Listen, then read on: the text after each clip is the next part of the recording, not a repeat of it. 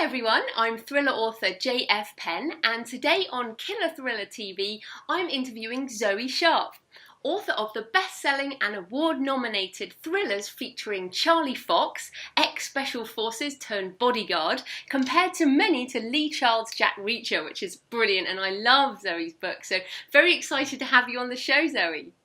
I'm excited to be here. Fantastic. Well, first up, tell us a bit more about you and your writing background. Oh, one of the first questions I ever got asked when I went onto a panel in the States was, what made you start writing crime books?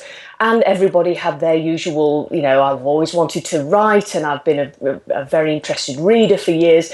And I said, well, when I started getting the death threat letters, that was what set me off writing crime books. And everybody on the panel kind of turned and looked and went, what? But I worked as a photojournalist for many years, and when I was doing a regular column for one of the magazines I worked for, I actually got death threat letters, and that's what originally sparked off the idea for the first of the Charlie Fox books. And it also gained me a very keen interest in learning a lot of self-defense. Right. Wow. I've got to ask, what did you get that for? Did you take some, Enron pictures or something? No, that would have been much more understandable. It was a weird thing that it was a long story and I won't go into it, but it was a really weird thing, and I think it was a guy who just taken against me for some reason. I'd never met him before. The police never tracked down who exactly was sending them. They never caught him, but eventually they just stopped. So that was great. Wow. But they were cut out of newspaper like a ransom note and telling me my days were numbered. Wow, so you went and learned, because, of course, Charlie is really good with self-defense and things. So how much did you really get into all that? How much of that is your learning? Yeah, I had a guy who was a karate black belt instructor, and he was brilliant. He also did a lot of kyushu jitsu, which is pressure points, and a lot of knife work. So between that, and I've since learned from a friend of mine she's another author. Hasn't published her first book yet, Katie Kinshin. She's studies ninjutsu, so whenever we get together, we go, "Oh," she says, "I've got this great move you need to learn." So I've learnt a lot of it as I've gone along, and I've cherry picked from different disciplines that kind of suit me, and you have to know your limitations, and I try and pick stuff that I know will work for me. And I've actually done demonstrations of this at some of the crime writing events, which is great fun. I do a thing called "You Can't Run in High Heels," and that always goes down very well. I want to come on one. I want to come on one of your workshops. That would be so fun. You're on. You ride a bike, a motorbike, right? Yes. According to the pictures that I've seen. Yes, I've had a bike license for too many years that I really don't want to count, and I'm just looking longingly at my next bike at the moment. Yeah. So yes, before the summer gets too far over. And the travel. I mean, you've just come back from Jordan. You've traveled a lot. So there's the bikes, there's the travel, there's the kind of kick-ass stuff. How much of Charlie is you? Oh, I used to deny it completely. She's just a fictional character, and now I just say, oh, it's all entirely autobiographical. It's a lot easier. Yeah, but it does. I think we all bring aspects of ourselves to our characters. I mean, is she kind of for me, my Morgan Sierra is like a kind of alter ego. I'd love to experience life in that way, but you are a bit more of a daredevil, I think. Well, when I was still doing my day job, working as a photojournalist, I specialised a lot in the motoring field. So I used to say that I spent my days hanging out of moving cars, scraping my elbows on the road, taking photographs of other moving cars, which is not the usual kind of picture of a photographer. But I like to go and experience a lot of this stuff because I think it gives you a better standpoint to write about it. Having said that, when I had Charlie shot in one of the books, I didn't go that far. I went and talked to a guy who'd been shot instead. That was much easier. Yeah, and of course she's been through some nasty experiences in the military Mm. and stuff that you wouldn't wish on anyone. So, No, well, when I first started the series, there was a military base in the UK called Deep Cut that was having a lot of scandal to do with hazing of trainees, and that sort of all went into the backstory for the character in that first book.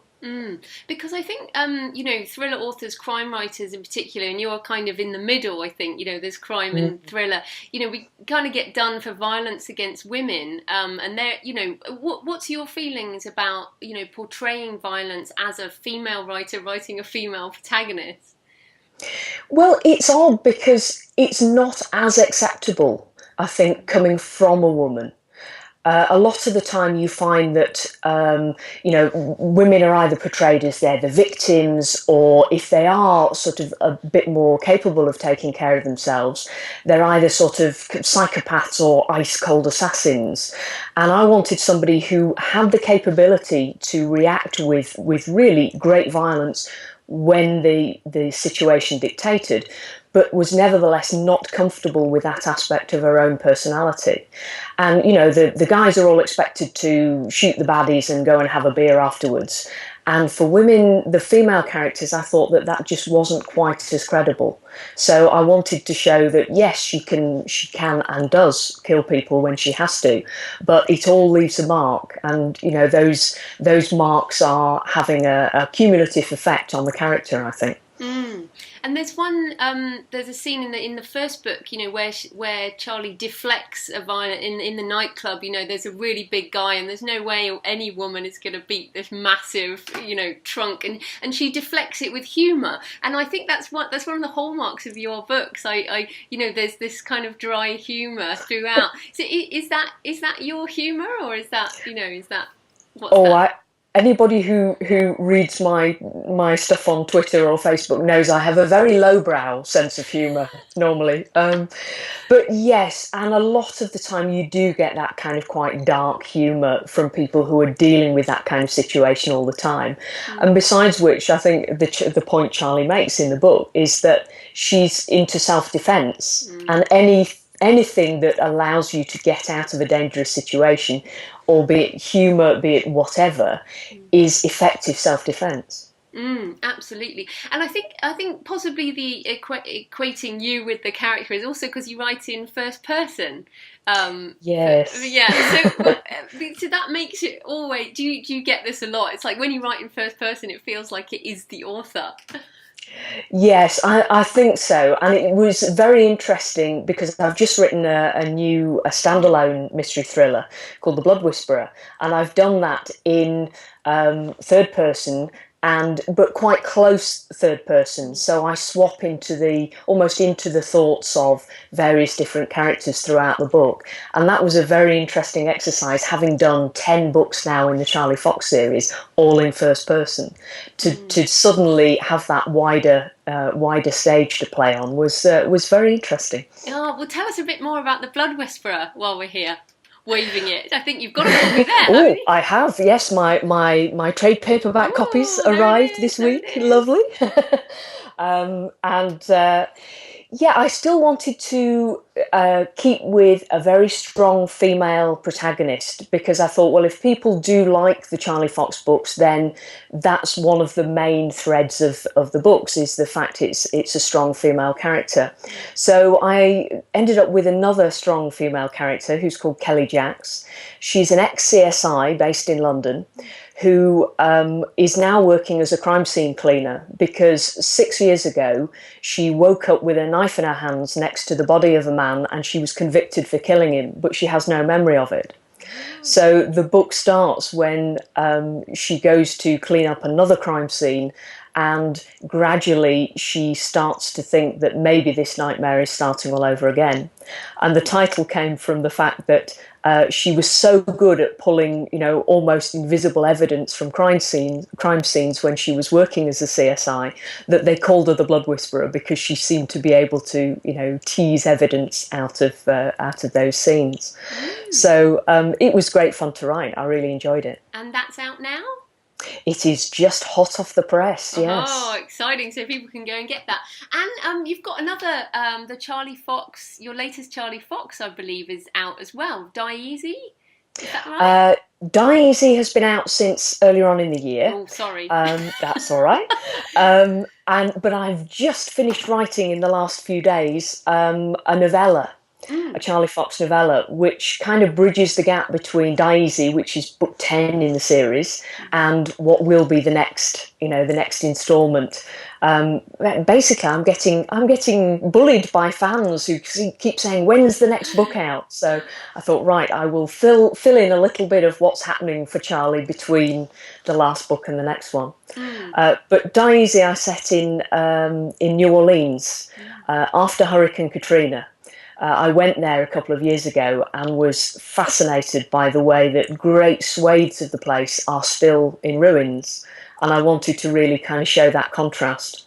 No, that's fantastic. And what are the themes? I mean, obviously there's strong women in your books, but what are the themes that keep coming back into the stories that you write?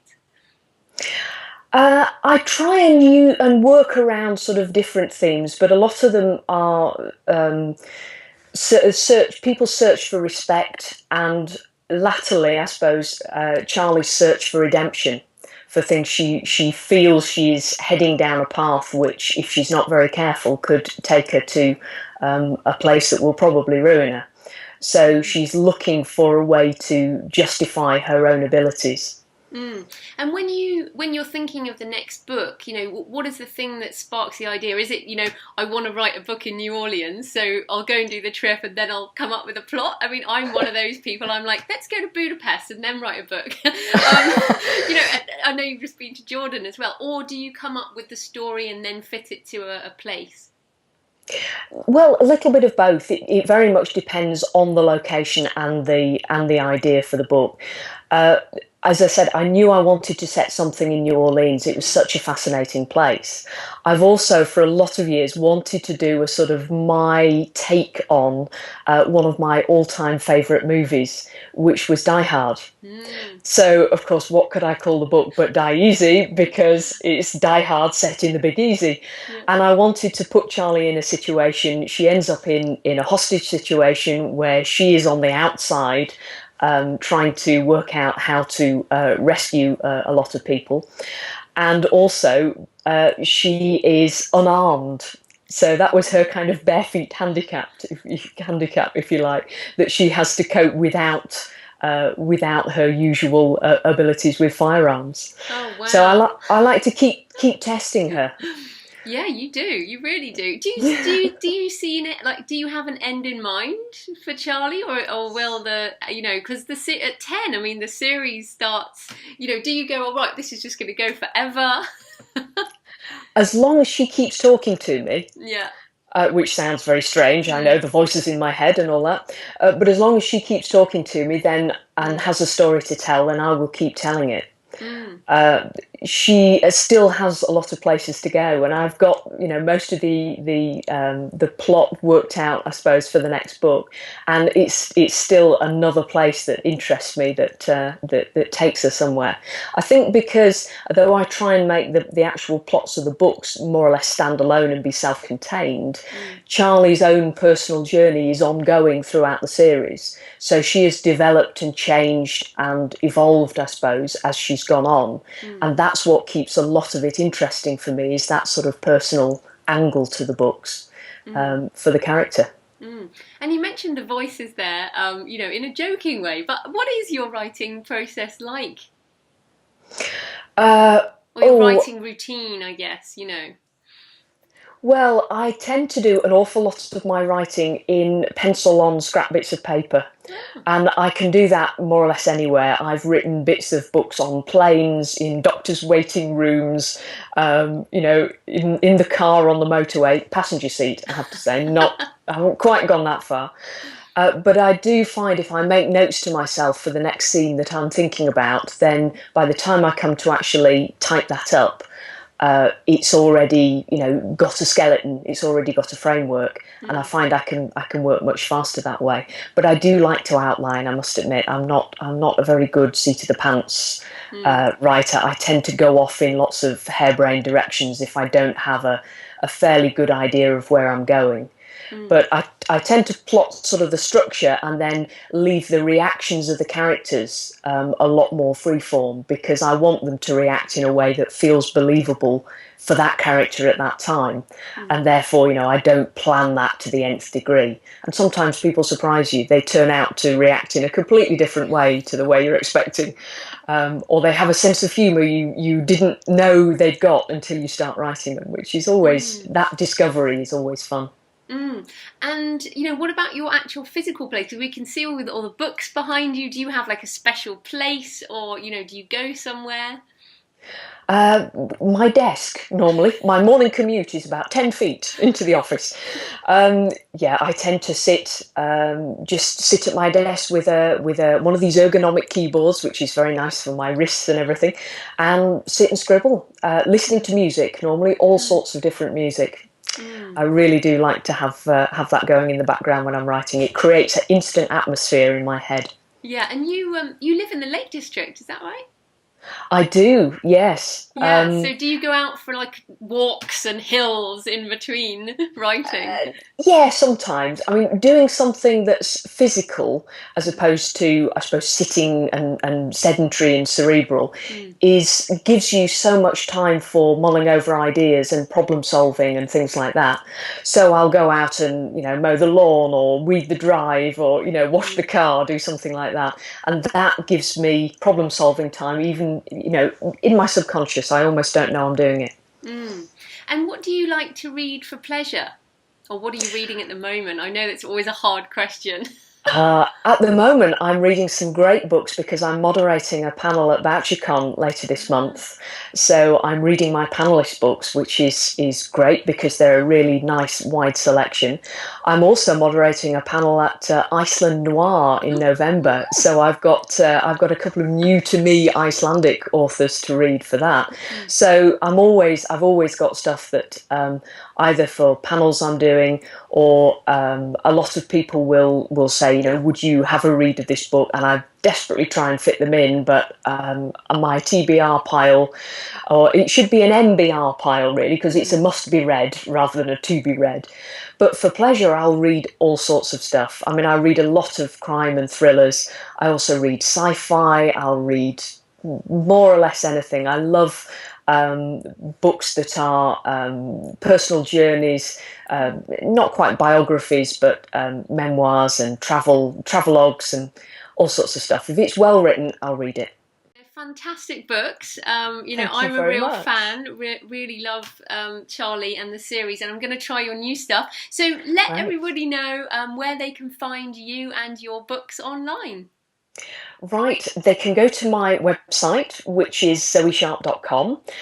There are the bookshelf pages on there, which have all the links to everywhere the books are available in all the different formats, so large print, audio, ebook, and the printed versions. I'm also on Twitter at author Zoe Sharp, and I'm on Facebook as well as Zoe Sharp. So, and as I think we've already mentioned, I have a very lowbrow sense of humour. So, don't go and look at my Facebook pages if you're easily offended. It's a lot of fun, just like the books. Yes, absolutely. All right, so thanks so much, Zoe. That was brilliant. Thank you.